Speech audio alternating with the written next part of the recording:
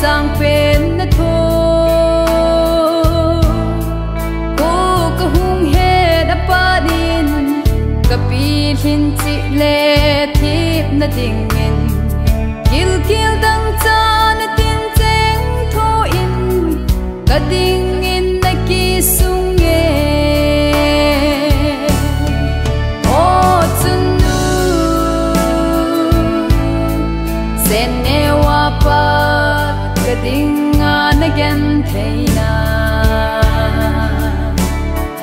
na van choi kin hin lai dam sung in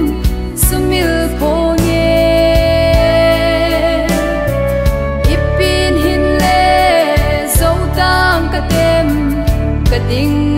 na yan theina ho kadam kum kon sumil ko nge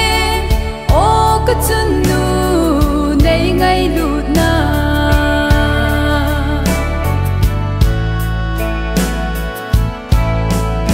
o ka chun nu na gen theina iti ka hin mil sa ding ham ka van choi gen thei in agul hin phalal khan te di a nei khu kha na cheng kadam kum kon mil zo po nge nang bang chun nu pha ka hin nei hi ka ki pa ta nge e he nu o chun nu sen ne wa pa ka ding an again theina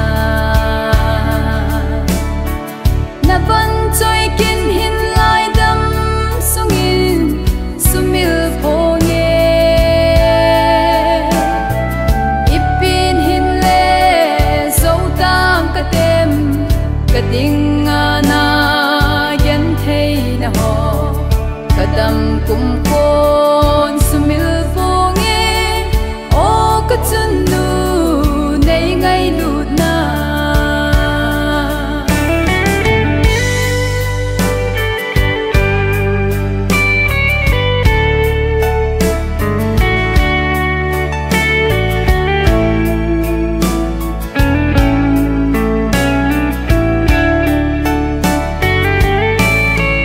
sala ami ka hi na di sun pi ni sa go na tho in